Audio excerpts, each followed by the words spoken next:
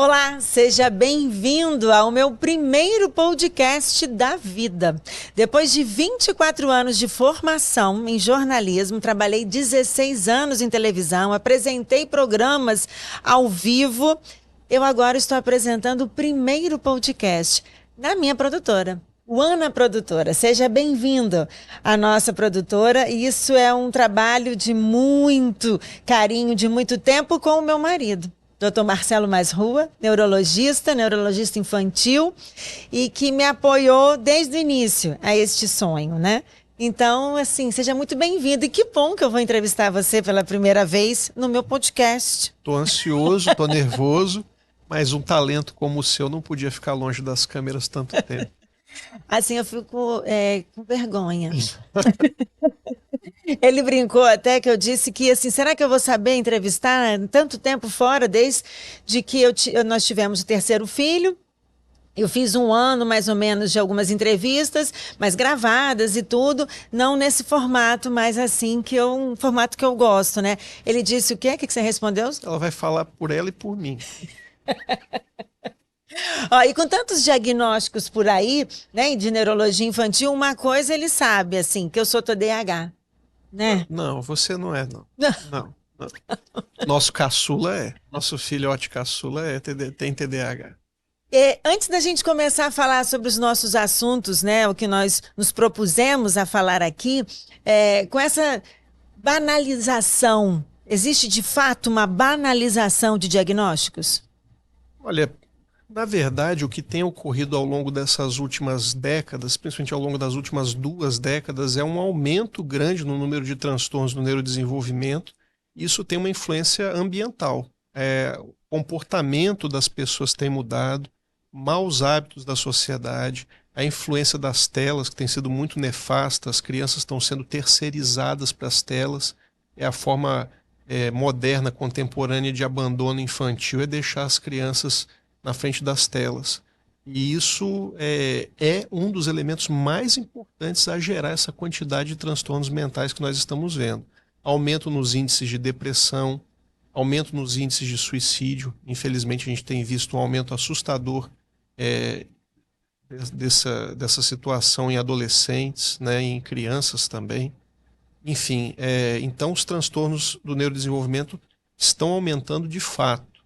Existe, claro, quando você tem um aumento assim real, é natural que haja também diagnósticos equivocados, mas que está ocorrendo um aumento real, não tem dúvida, né? A precarização do ensino favorece transtornos de aprendizagem, como dislexia, descalculia. Eles não têm um componente só genético. Se você prover uma leitura de péssima qualidade para o indivíduo, pouco estímulo, a leitura dele não vai ser boa, não vai ser treinada, e ele vai ter um transtorno da leitura.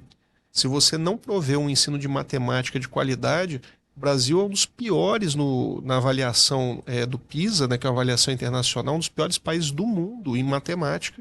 Isso tem reflexo no cérebro das crianças, porque aprender matemática depende de uma base sólida e bem feita. Se não aprende aritmética, quando chegar em equações e inequações, o indivíduo não vai conseguir fazer.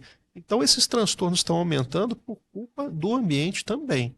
Existe provavelmente também algum papel genético que a gente pode discutir, mas o ambiente também é muito culpado aí. Você sabe que muita gente, né, tem a gente como referência e quer ter a gente como exemplo. E tanto perguntam com relação ao sono dos nossos filhos. Nós temos 3 meninos, o Pedro, o Lucas e o Felipe, que são os nossos amores. E perguntam sobre tudo, sobre o sono, sobre o comportamento. E você falou sobre as telas. E pergunto como que nós lidamos com as telas com eles. Eles têm telas, mas sob a sua orientação, e isso é muito importante a gente falar, porque oferecer a tela e ter o controle dela, esse é o maior desafio. Eu costumo dizer que se você deixar a questão da educação das crianças, se você se guiar por princípios simples, você vai acertar na maioria das vezes. Então eu gosto de seguir os 3 Cs na educação da criança, que isso não é meu, isso é do Isamitiba, saudoso Isamitiba. Fala que educar a criança tem que se basear em coerência, constância e consequência. Coerência porque a forma mais eficaz de educar é pelo exemplo. Então você não pode exigir do seu filho aquilo que você não oferece, aquilo que você não demonstra. Então, como exigir da criança, por exemplo, que não use telas na hora de uma refeição se você está usando? Como exigir da criança que não grite com a sua mãe se ela vê o pai gritar? Então você vai ser incoerente e a criança percebe isso, né? Então um mau exemplo vai virar um mau comportamento. O primeiro ponto é a coerência. O segundo é a constância. Você tem que manter uma rotina saudável e o casal tem que estar muito harmonizado e apoiar um ao outro. Então não dá, por exemplo, para a mãe colocar uma regra e o pai desautorizar ou vice-versa. E tem que haver uma constância. É claro que vai haver situações em que eventualmente você sai da rotina, isso é até bom e é saudável, mas a rotina é o elemento mais poderoso para dar segurança para a criança. Crianças ansiosas, por exemplo, são crianças que nos tempos atuais ou estão usando muitas telas ou estão sem uma rotina de qualidade bem estruturada. E em terceiro lugar, a consequência, que já recebeu muitos nomes, já recebeu o nome de castigo, punição, penalidade. No fundo, é tudo a mesma coisa. Claro que você não deve fazer nenhum tipo de consequência violenta com a criança jamais, né? Castigos físicos, não é isso que se trata. Mas a consequência é você aplicar algum tipo de penalidade para algo que foi mal feito e deliberadamente mal feito. É diferente, por exemplo, se uma criança quebra alguma coisa num acidente, nunca você vai penalizar ou dar consequência para a criança por conta daquilo. Mas suponhamos que você tenha combinado com a criança de que ela não poderia, por exemplo, ver televisão num determinado horário e precisaria estudar. Um menino de 12, 13 anos.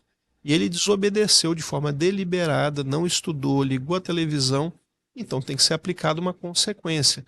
E é melhor que essa consequência tenha sido explicada previamente. Ó, caso isso aconteça, você vai ficar sem televisão no final de semana, por exemplo. Né? Então, se você tiver, que é o princípio, a consequência é o princípio da justiça. Se foi colocada uma lei dentro de que o casal, que é o legislativo dentro da casa, essa lei é coerente, é uma lei importante de ser seguida, ela foi explicada para a criança e a lei foi burlada, ela foi quebrada. Se você não aplicar a consequência, o que você vai estar ensinando a criança? Que ela pode desrespeitar as regras da sociedade e depois a sociedade não vai perdoar. Então, o menino depois delinquente, muitas vezes, não sempre, mas muitas vezes é aquele menino que não teve uma base sólida dentro de casa, onde foi para ele mostrado o certo e o errado, e ao fazer o errado de forma deliberada, ele não foi corrigido. Então, é simples. Coerência, constância e consequência. Isso é muito interessante porque os ensinamentos vão ficando e a gente vai guardando. E eu lembro muito quando você me disse, quando o nosso filho nasceu, o Pedro, e você falou assim, a sua avó faria isso? E hoje em dia nós estamos perdendo as referências, né? Mas assim, a minha avó foi muito presente. A minha avó Luísa foi muito presente. Presente na minha formação, né, da minha mãe, na preocupação da criação que a minha mãe me oferecia. Então, assim, tinha uma preocupação que se passava de geração em geração. E isso está se perdendo. Quando nasce uma criança, nasce uma mãe. E essa mãe não nasce pronta, ela vai se fazendo ao longo de toda a vida. Essa mãe vai se fazer até quando o filho estiver adulto, porque vão surgir novas situações em que ela vai aprender. Nós estamos aprendendo agora com os nossos adolescentes, pré-adolescente e adolescente. Então é o medo da perda do filho, no sentido de que aquela criança ela está se perdendo, né? Ela deixou de ser criança, está virando outra coisa, ainda não é um adulto. E dá saudade, né? E os comportamentos mudam, isso é muito natural. Mas eu sempre digo o seguinte, confie no seu instinto materno. A mãe, ela tem o chamado conhecimento por presença. Ela é mãe, ela sabe o que fazer, o instinto vai guiar ela. Muito cuidado com gurus que oferecem soluções inovadoras, altamente revolucionárias. Tudo que é revolucionário é perigoso. Você pode evoluir, mas revolucionar, tome muito cuidado, porque essa educação vem sendo construída das gerações ao longo de séculos, né? As crianças já foram muito maltratadas lá atrás, né? Mas as questões de comportamento, de cuidado com a criança, vêm evoluindo ao longo dos séculos, mas teorias muito inovadoras muitas vezes carregam também riscos muito grandes, né? Então, excesso de permissividade. Não pode falar não para a criança, mas como é que ela vai saber o que é permitido e o que não é permitido se você não falar não, né? Então, só existe o conceito de dia porque existe o conceito de noite. Se não existisse o conceito de noite, ninguém saberia que o dia é dia. Então, se tudo é permitido, a criança ela não vai precisar nunca pensar se ela pode ou não fazer algo. Então, E isso acontece desde cedo? Porque olha o que acontece. Essa permissividade na adolescência, isso é fruto de algo lá da infância? Aí eu vou misturar aqui um pouco as perguntas. Por exemplo, existem algumas teorias que falam que cada criança tem seu tempo de andar, de falar. Como é que é isso? O que o cérebro, ele tem um tempo para poder assimilar todos esses comandos? O ser humano, ele tem um tempo, se passar daquele tempo, vai ser mais difícil colocar ele nessa rotina, ensinar o não para ele, por isso é feito isso desde o início. Como é que funciona o nosso cérebro? Aí a gente já está entrando num tópico de um assunto chamado neurodesenvolvimento. Com que idade que uma criança deve atender quando chamada pelo nome? Com que idade uma criança começa a sorrir de forma reativa? Com que idade a criança deve começar a falar, a andar? Enfim, todas as capacidades e potencialidades da criança, elas têm um determinado intervalo para acontecer. É aí que vem essa frase, cada criança tem o seu tempo, mas essa frase não é correta. Cada criança tem que ter um desenvolvimento dentro de uma faixa esperada. Por exemplo, é esperado que 75% das crianças andem até 1 ano e 2 meses de idade. 75%, 3 em cada 4 crianças vão andar até 1 ano e 2 meses e o restante vai andar até 1 ano e 6. Então, uma criança que não está andando com 2 anos de idade, ela não está no tempo dela, correto? Ela tem um atraso. É esperado que uma criança fale as primeiras palavras por volta de 1 ano de idade, que forme as primeiras frases com 2 palavras por volta de 2 anos de idade. Então, uma criança que com 2 anos de idade não fala nenhuma palavra está com um atraso da fala, e ponto final, ela não está no seu tempo. Então, essa frase ela é muito perniciosa, porque ela faz com que muitos pais atrasem a busca por ajuda dos seus filhos, e com isso percam a oportunidade de fazer intervenções precoces. Em medicina, como regra geral, quanto antes você identificar um problema e fizer uma intervenção, melhor é o prognóstico, melhor é o desfecho. Isso ocorre, por exemplo, com câncer. Quanto antes você fizer um diagnóstico, maior a chance de cura. Então, nos transtornos do neurodesenvolvimento é a mesma coisa. Quanto antes você diagnosticar e implementar as intervenções, melhor vai ser a evolução daquela criança. E isso é muito interessante porque isso também tem a questão do TDAH. Nosso caçula Felipe, né? Ele toma Ritalina, toma o Venvance, né? Fez os testes com as medicações para ver qual que ele se adaptava mais. E algumas pessoas criticam. Nossa, tá medicando esse menino, né? Você vive medicado. Eu quero fazer um relato como mãe, porque assim, ele se coloca em perigo. Não é o que eu não aguento dele ser muito levado, porque eu falo que ele parece um beagle, né? Se deixar, ele está subindo pelas paredes. Mas é porque ele se coloca em perigo. Ele já foi pego com uma faca na mão para poder cortar o pão com 7 anos, né? Ele subiu no sofá e pulou, quer dizer, ele se colocou em perigo algumas vezes.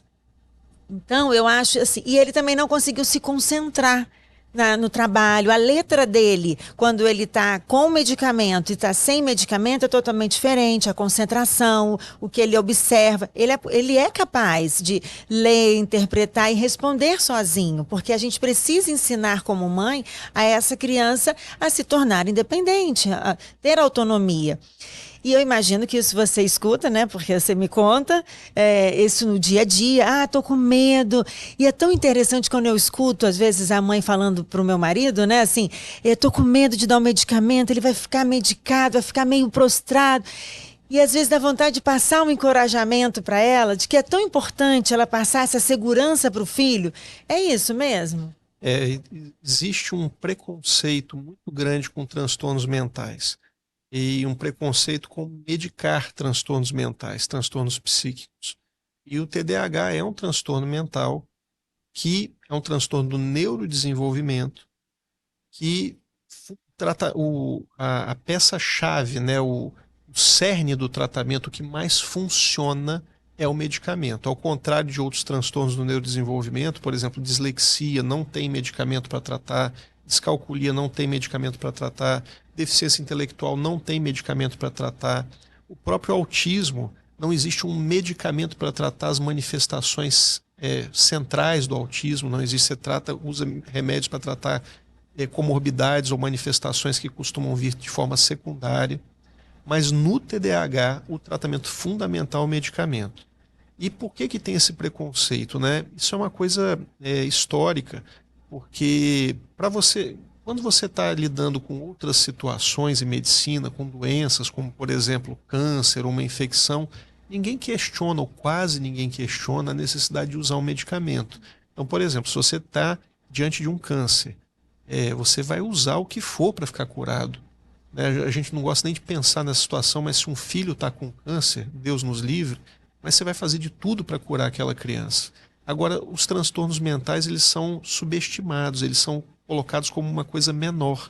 Então, eu já ouvi barbaridades, assim, que a pessoa tem um transtorno mental ou psíquico porque tem falta de Deus no coração, quer dizer, mistura Deus com essa situação, falta de um tanque para lavar roupa, no caso de mulheres, preconceito, já ouvi falta de porrada, quer dizer, com agressividade com relação às crianças. E, na verdade, muitas vezes, se você usar o medicamento e a criança tem TDAH, ela melhora absurdamente e evita complicações na vida adulta, porque o TDAH aumenta o risco para o uso de drogas na adolescência, para fracasso escolar, baixa autoestima, acidentes de trânsito. Então, o não tratar adequadamente aumenta muito o risco de um desfecho ruim na vida. E eu costumo fazer a seguinte comparação. A pessoa com TDAH, ela está escalando, ela é um alpinista que está escalando uma montanha sem equipamento. Então ela está indo na raça, na força, na coragem, com grande chance de cair, de se acidentar, ela vai se ralando pelo caminho. E aí o outro que não tem TDAH está escalando a mesma montanha, mas com todo o equipamento. Com corda, mosquetão, a mochila de alpinista, está indo com o instrutor do lado, e aí viram para essa pessoa que tem TDAH e falando assim, mas você é preguiçosa, você é indolente, você é burra, né? Esses meninos, eles recebem essa pecha e eles começam a se ver dessa maneira. Isso é muito triste, né? Eu tenho depoimentos muito bonitos de pessoas com TDAH, de crianças com TDAH, mostrando o quanto muda a vida delas o tratamento. Os remédios são muito seguros, os efeitos colaterais que podem causar são mínimos e contornáveis, e realmente é algo que pode fazer uma grande diferença para a vida da pessoa. Acho que muita gente já até ouviu, né, algum adulto falar assim, nossa, eu era uma peste quando criança, né? Nossa, minha mãe batia e não sei o quê. Aí você olha assim e você, nossa, é um clássico TDAH, né? E a pessoa sofreu, e às vezes até hoje sofre, que não consegue às vezes parar no emprego ou se concentrar para terminar uma faculdade, pessoas que começaram 3 faculdades e não terminaram. E eu fico com muita dó. Aliás, casada com um neurologista, tem uma situação também que eu preciso falar. A gente começa a ver diagnóstico. Tá no aeroporto, aí a gente vê um diagnóstico aqui, não é? Fala a verdade, que você já fica sempre. Eu já fico, né? Às vezes eu já falo assim, aquele ali tá precisando, assim, tem olhado. Você também sempre foi assim, até porque seu pai é neurologista infantil, né? Uma coisa curiosa com a neurologia é que das especialidades médicas, ela é uma das que mais tem a questão do desafio diagnóstico. Isso foi o que mais me motivou a fazer neurologia. O médico, ele é um detetive. Né? Ele é um detetive que ele busca o diagnóstico da doença ou do transtorno e ele quer tratar também. Mas, obviamente, para tratar o diagnóstico é fundamental. E o neurologista ele tem que ter um poder de observação muito grande. Então a gente acaba treinando o olhar para desenvolver isso. É como o Sherlock Holmes, é uma coisa que eu adoro. Né? O Sherlock Holmes ele bate o olho, ele já sabe várias coisas da pessoa e a gente, fazendo neurologia, a gente encara assim também. Então, para nós, assim, transtorno de personalidade narcisista é uma coisa que a gente acaba, né? É um exemplo, TDAH, enfim, vários outros transtornos. O psiquiatra é assim também, né? Aliás, assistir filme com você, ele tentando descobrir o segredo desde o início. O psicopata, né? Então, tudo isso a gente é gostoso, porque você tem que desenvolver esse poder de observação. Eu acho que é interessante a gente falar sobre autismo, né? É um assunto que é falado muito. E o que eu também continuo ouvindo muito é a questão, tem mais diagnóstico, nossa, como agora pareceram mais autistas, tem mais, o que levou a ter mais diagnósticos? Olha só, eu tenho 23 anos que eu faço neurologia e neurologia infantil. Eu não tenho a menor dúvida de que o número de casos está aumentando de verdade, de fato. Não tenho a menor dúvida. Existe um aumento também pelo simples aumento do número de diagnósticos está acontecendo, assim, porque mudou-se os critérios diagnósticos, porque as pessoas estão tendo mais consciência a respeito do transtorno. Mas antigamente a gente atendia 2, 3 casos novos por mês. Hoje eu atendo 3, 4 casos novos por dia. Por dia. E eu percebo, no caso do autismo, 3 grandes grupos com características um pouco distintas dentro do espectro. Houve uma mudança, é importante que se entenda que houve uma mudança na forma de diagnosticar. Até 2013 estava vigorando o DSM-4. DSM é o Manual Diagnóstico e Estatístico dos Transtornos Mentais da Associação Americana de Psiquiatria. E a partir de 2013 passou a vigorar o DSM-5, a 5ª edição. Até o DSM-4, o diagnóstico do autismo era categórico. Era sim ou não, e haviam outras categorias. Então tinha o autismo infantil clássico, síndrome de Asperger, transtorno do espectro do autismo não especificado, psicose desintegrativa de Heller, síndrome de Rett. Então tinha outros diagnósticos. No DSM-5, tudo foi englobado dentro de um grande espectro. O que é um espectro? Eu vou citar o espectro do cinza, né, do branco ao preto, passando por toda a escala de cinza. Então você tem indivíduos com autismo com manifestações muito floridas, muito intensas e com muitas manifestações. Esses estão no polo mais grave do espectro. Eles estão mais próximos do que seria o preto aí. Já um cinza claro seria aqueles casos em que as manifestações são sutis. Você tem poucas manifestações com pouca intensidade. São indivíduos que podem passar despercebidos por toda a vida.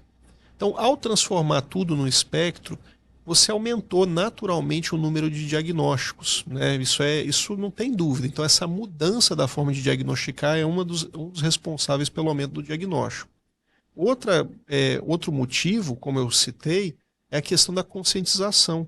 Hoje, com as redes sociais, as pessoas consomem informação sobre o que elas quiserem todo dia. Antigamente, para você informar alguém sobre o autismo, você tinha que esperar um programa na televisão que ia passar a cada não sei quantos meses. E se você tivesse naquele momento para assistir o programa, hoje a pessoa busca ativamente a informação, seja numa plataforma de busca, seja na rede social, ela está recebendo ali o tempo todo conteúdo. Então as pessoas estão muito informadas. Isso também é um dos motivos. Mas, voltando àquela divisão dos 3 grupos, eu percebo um aumento real em um dos 3 grupos, que eu já vou citar para você. O primeiro grupo é o grupo de autismo que ocorre em pessoas com doenças monogênicas ou cromossômicas e que geralmente tem comprometimento intelectual associado. Então é o autismo que ocorre na pessoa com síndrome de Down, o autismo que ocorre na pessoa com esclerose tuberosa, com a síndrome do X frágil. Eu não percebi aumento do diagnóstico nesse grupo, um aumento real. Pode ter havido um aumento também de diagnóstico nesse grupo, porque como o autismo passou a ter uma proteção legal muito importante por leis específicas, para que se consiga o acesso a determinadas terapias, muitos médicos, ao enxergar uma ou outra característica autista num indivíduo com deficiência intelectual, por exemplo, estão colocando que ele tem autismo também para que aquela pessoa tenha acesso ao melhor das terapias. Então, isso também explica nesse grupo um aumento, mas não um aumento real, de fato, no número de casos. O segundo grupo é aquilo que se chamava de síndrome de Asperger. O Hans Asperger era um apoiador do regime nazista, muito provavelmente, e ele descreveu um tipo de autismo no qual o indivíduo falava precocemente, né, até antes de crianças típicas da mesma idade, falava muito bem, com sintaxe excelente, uma ótima semântica. Eles eram considerados pequenos professores porque tinham grande interesse por alguns assuntos e podiam discorrer sobre aquilo por horas. E esses casos continuam existindo. Eu também não percebi aumento na quantidade desses casos, um aumento real.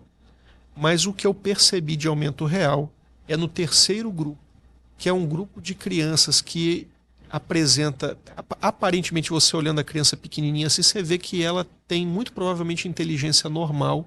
Você não consegue jurar porque ela ainda é pequena, mas ela parece ter inteligência normal. Ela não é sindrômica, não é dismórfica, mas ela está com atraso no desenvolvimento da fala e características autistas. Esse grupo é o grupo que todo dia eu atendo 3, 4 com as mesmas características, coisa que não acontecia há 10, 15 anos atrás. Então, na minha percepção, é importante dizer que isso não é algo que está totalmente, não é algo que está estabelecido, comprovado, mas a frequência atual, a incidência atual de autismo é 1 para 36 indivíduos. Isso aumentou mais de 400% ao longo das últimas 2 décadas. E, na minha opinião, de alguém que tem 23 anos de prática, está havendo também, além do aumento do número de diagnósticos por conscientização, por mudança de critérios, está havendo também um aumento real nesse terceiro subgrupo, que, na minha opinião, existe e que deve haver algum fator ambiental, talvez até epigenético. O que é epigenético? É quando algum elemento do ambiente é capaz de modificar a genética do indivíduo. Então, Lamarck não estava tão errado na teoria dele, né? Se fala rapidamente aqui as teorias da evolução, a teoria de Charles Darwin, que as espécies eram selecionadas por pressões do ambiente, né? A teoria da seleção das espécies, e Lamarck não, que havia uma adaptação na dependência das circunstâncias. Então, o pescoço da girafa crescia porque o alimento estava mais no alto, então ele tinha que crescer o pescoço. Ao longo do tempo, o darwinismo ganhou, né? O lamarquismo perdeu, mas ao longo também dos últimos 20 anos se viu que o ambiente é capaz de modificar a genética. Então, o Lamarck não estava completamente errado, né? Então, é possível, isso se chama epigenética. Então, é possível que estejam ocorrendo modificações no nosso genoma e que essas modificações estejam sendo responsáveis por um aumento do número de casos de pelo menos de um subgrupo de pessoas com autismo. Porque também é importante enfatizar que o autismo não é uma condição única, é uma condição formada por várias possíveis causas ou fatores de risco, sempre com uma base genética muito forte. O autismo é uma condição de base genética. Isso é muito, dentre os transtornos psíquicos, é talvez o que tem a maior influência de base genética, de hereditariedade. Mesmo que existam, então são lendas, são mitos que falam que será que o ácido fólico, será que é algo que aconteceu na gravidez, isso tudo tem estudos que falam alguma coisa ou não tem? Não, essa pergunta é excelente pelo seguinte. Me permite explicar aqui qual é a teoria mais moderna para explicar o autismo. Então imagina uma balança. Num prato da balança, imagina que esse prato aqui é o que vai favorecer o autismo. Então se ele pesar, ele vai favorecer o autismo, e o outro prato é o prato que vai desfavorecer o autismo. Se pesar do lado de cá, nessa minha mão de cá, a pessoa não vai ter autismo. No prato de cá, obrigatoriamente tem que haver genes que conferem risco, ou seja, que aumentam a chance do indivíduo ter autismo. Esses genes, eles têm que estar em vários, não pode ser um gene só. É uma herança que a gente chama de poligênica. Então imagina aqui uma jarra cheia de bolinhas de ping-pong nesse prato que pode causar o autismo, tá? Então, esses genes, eles não são genes doentes, eles são genes que conferem risco para o autismo. Perfeito? No outro prato está principalmente elementos que protegem a nossa cognição.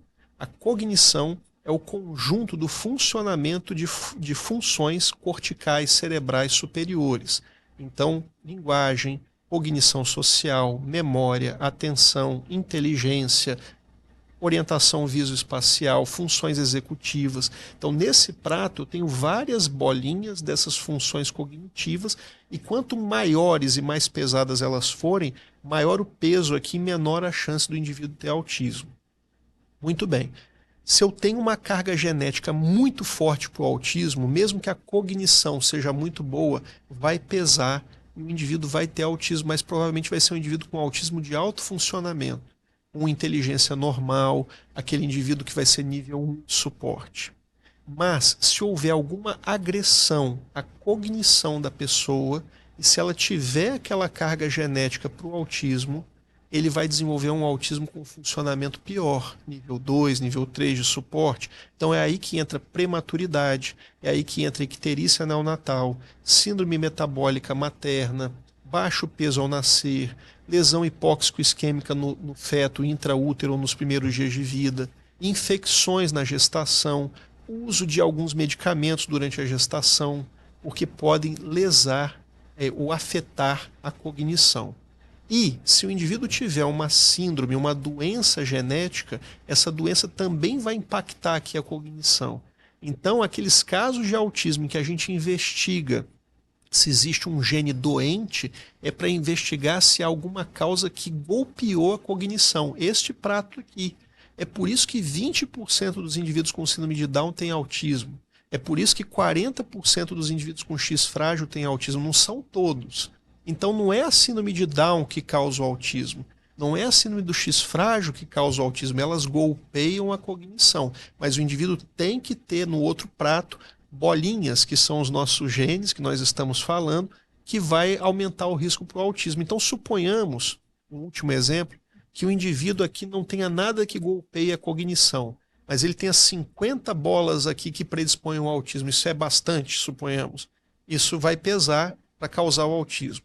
Agora suponhamos que ele só tenha 20 bolas, cognição normal, ele não vai ter autismo, ele vai ter traços autísticos, uma ou outra característica autista que é muito presente na população. Agora suponhamos que ele tenha síndrome de Down e golpeia a cognição, aquelas 20 bolas vão ser suficientes para ele ter autismo. Essa teoria é a teoria de um sérvio chamado Darko Sarovic, é a teoria da tríade patogênica, é uma teoria que eu acho fantástica e isso consegue explicar todos os casos de autismo com a teoria dele. É uma teoria muito boa. Também já foi falado sobre a questão da causa do autismo ser por encefalite autoimune. Não existe. De onde surgiu isso? Não existe a menor evidência científica de que encefalite autoimune cause a maioria ou a totalidade dos casos de autismo. O que ocorre é que raramente, atenção porque eu vou falar, raramente um paciente com encefalite autoimune pode desenvolver manifestações de autismo, mas também dificilmente vai ter só autismo. Ele vai ter epilepsia, ele vai ter movimentos anormais, o início é muito dramático, geralmente, do quadro, com muita regressão. Febre ocorre em mais de 50% dos pacientes com encefalite autoimune. Então, estão divulgando por aí isso, mas isso é uma falácia. Não existe nenhum estudo mostrando que autismo seja causado por encefalite autoimune.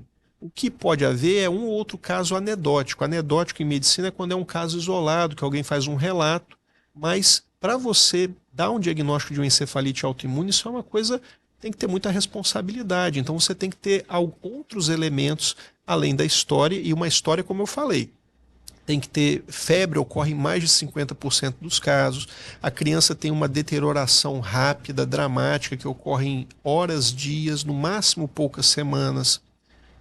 Então é um evento agudo ou subagudo. Uma manifestação neuropsiquiátrica muito evidente. Então há uma regressão importante. Crises epiléticas, movimentos involuntários são extremamente frequentes em encefalite autoimune. E além disso, você tem que ter exames complementares que sugiram inflamação cerebral. Então, líquor alterado, alteração na ressonância magnética. Então, o que está se fazendo por aí é pegar uma criança com um quadro típico de autismo e falar isso é uma encefalite autoimune pior. Estão dando corticosteroide em dose alta e imunoglobulina. Tratamentos que têm um risco elevadíssimo, que podem levar a efeitos adversos graves. Eu mesmo já tive um paciente que na vigência de uma encefalite autoimune de verdade, um paciente meu de Rondônia, tratamos em São Paulo, eu era chefe do setor de neurologia infantil da Unifesp à época, por conta da imunoglobulina, ele fez uma trombose de artéria mesentérica com necrose de intestino delgado, teve que fazer uma ressecção de intestino delgado. Não são medicamentos isentos de risco. Já vi paciente fazer trombose de artéria central da retina e ficar cego. Então, é uma coisa de muita responsabilidade você dar um diagnóstico de uma encefalite autoimune. Então, repetindo, não existe nenhum estudo bem conduzido mostrando que os casos de autismo sejam causados por encefalite autoimune. O que pode haver é um ou outro relato anedótico, mas dentro daquilo que eu expliquei, que seria um quadro compatível.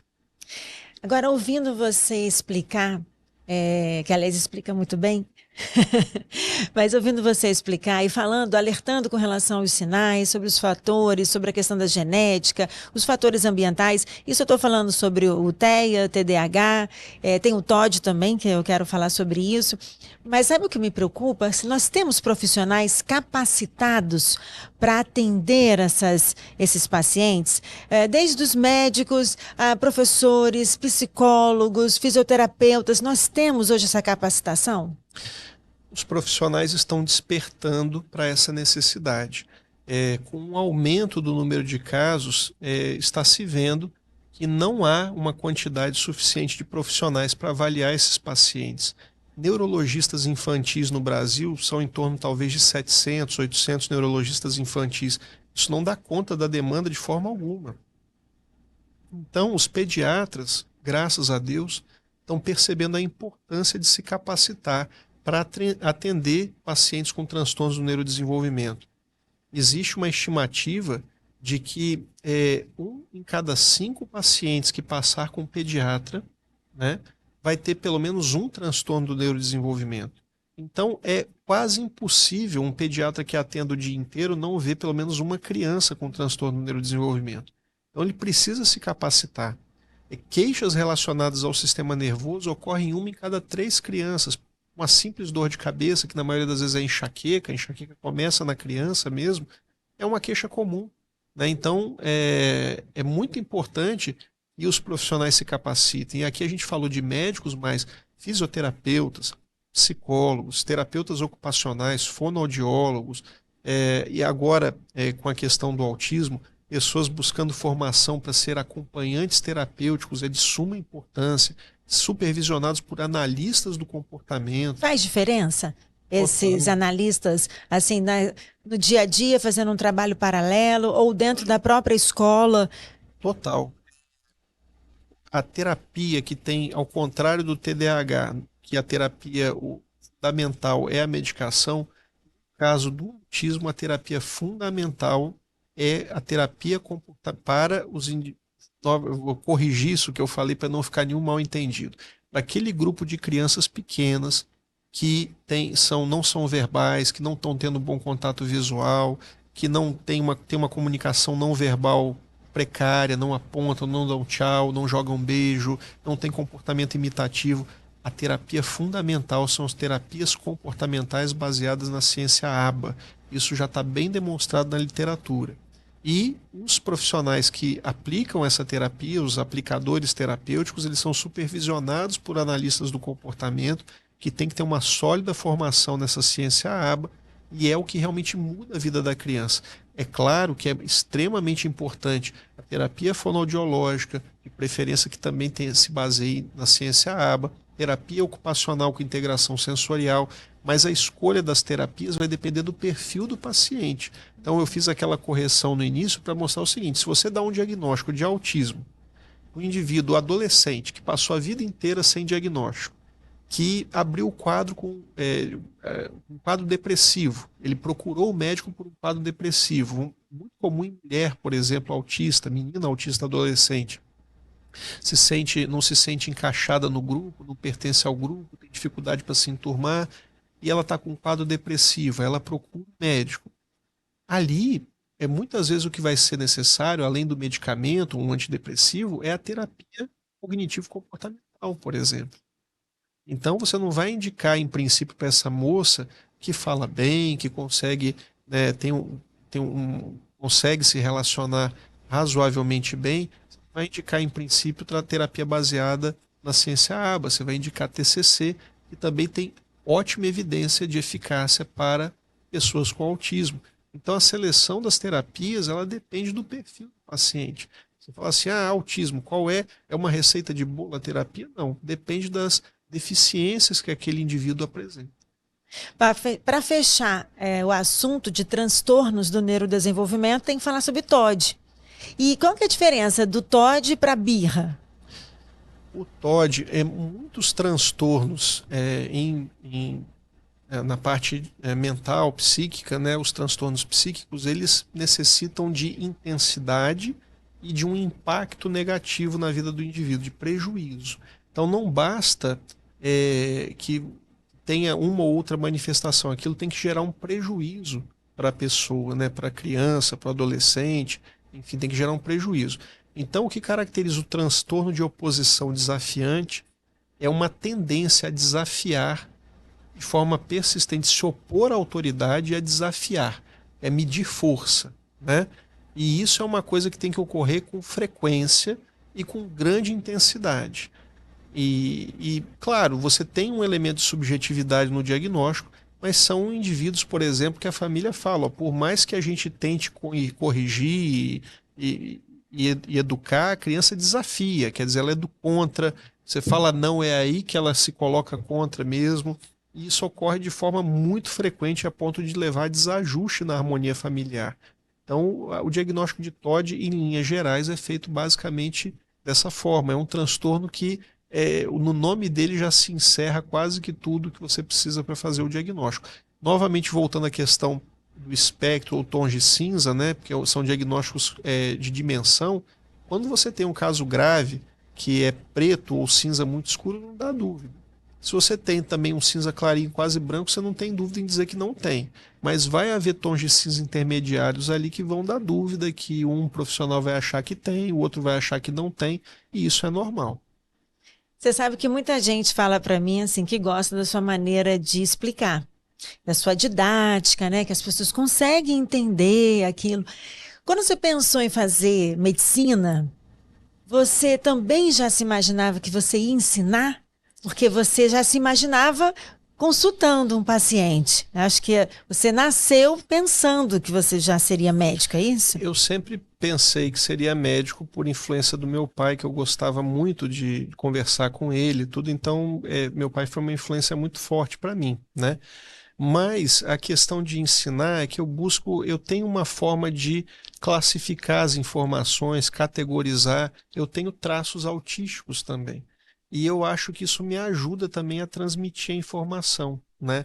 Então, quando eu não consigo transmitir da maneira como eu penso, eu retroajo, eu tento segmentar. Então, quando eu estudo, eu tento simplificar, porque eu acho que isso é uma forma de... Nosso cérebro funciona assim melhor, né? Classificando os assuntos. A gente tem essa tendência natural. Existe um padrão para a gente aprender a estudar? Assim, quando você fala isso, porque essa foi a sua forma de estudar. Agora, existe um padrão que muitas pessoas até devem se perguntar, né? Assim, eu não consigo parar para estudar, eu não consigo fazer uma forma ideal. Existe essa forma ideal? Tem trabalhos que mostram que você deve... Dois elementos são importantes para você reter informação depois que você estuda, que você lê. É voltar aquela informação pelo menos 24, 48 horas depois de um dia de estudado, você lê novamente, né? E depois você fazer recuperações ativas na memória daquele assunto, no dia a dia. Então você tentar voltar naquele assunto. Isso, simplesmente pensando sobre ele, isso ajuda também a fixar. Várias outras técnicas são importantes, aplicar na prática, ensinar o que se aprendeu, é uma forma de você sedimentar o conhecimento. Então tudo isso é importante para fixar mais o conhecimento. Bom, e além de médico da Universidade Federal de São Paulo, você também foi professor. E hoje você ensinou muitos alunos, você teve a graduação na UFES, teve a questão dos residentes, pós-graduação, doutorado, né, para ensinar doutorandos na Universidade Federal de São Paulo, e hoje você decidiu vir para o online. O que motivou você a criar uma mentoria em neurologia infantil? Foi o seu maior desafio até hoje? Até o momento, na parte do ensino, sim. Porque eu saí da Universidade Federal de São Paulo em 2019, no final de 2019, e aí eu passei 2020, veio a pandemia, e eu fui para o digital por interesse, assim, curiosidade, mas me deu saudade de voltar a ensinar para médicos, né? Fiz alguns cursos online, mas eu queria voltar a ensinar no dia a dia. Então, essa mentoria foi pensada justamente para ensinar médicos, como eu fiz durante quase 20 anos da minha vida, né? Formei dezenas de neurologistas infantis, eu fui professor da Universidade Federal de São Paulo, chefe do setor de neurologia infantil, e hoje muitos desses meus alunos são professores também em várias universidades do Brasil. Então, foi a minha vontade de voltar a ensinar. E o que os seus mentorandos vão encontrar nessa mentoria em neurologia infantil? Eles vão encontrar muita informação de qualidade, troca de experiências, vão encontrar aulas com pessoas excepcionais. Eu chamei pessoas para dar aulas teóricas, cada um em áreas assim que a pessoa domina, que é referência naquela área.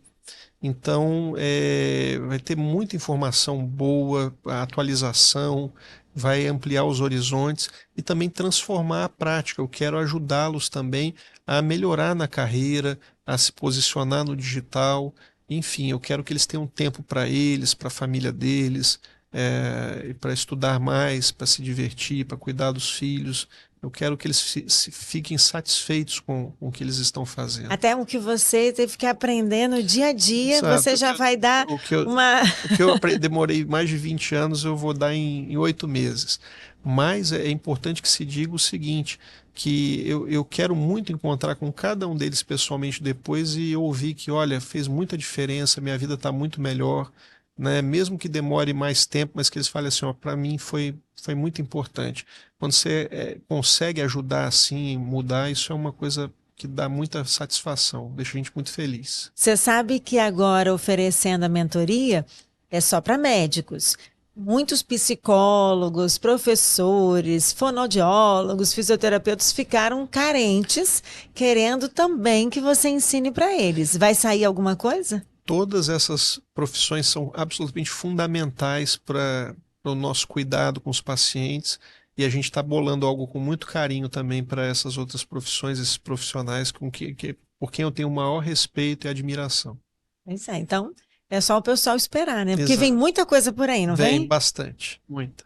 Então, isso aqui, olha, foi só um pouquinho da nossa história para você poder conhecer. Virão outras histórias, a gente vai separar um pouco sobre assuntos também, pode Sim, ser? vou Para ser o fazer. primeiro, a gente abordou um pouquinho de cada tudo. assunto, mas o que você acha da gente? O pessoal também pode sugerir temas para a gente poder vir conversar sobre família, pode também falar para a gente sobre o que você quer assistir na próxima entrevista, o que você quer saber, doutor Marcelo. Acho que o pessoal pode acessar o seu Instagram, @Dr. Marcelo Masrua, vou colocar para você. Você acessa ali e a gente vai deixando os trechinhos e o pessoal sugerindo. Claro, é uma boa ideia? Boa ideia. Você vai deixar eu fazer isso, aproveitar? Lógico, eu deixo. Então, esse é o nosso primeiro podcast. Vem muitos por aí. Amor, te amo. Obrigada, tá? Também te amo. Obrigado.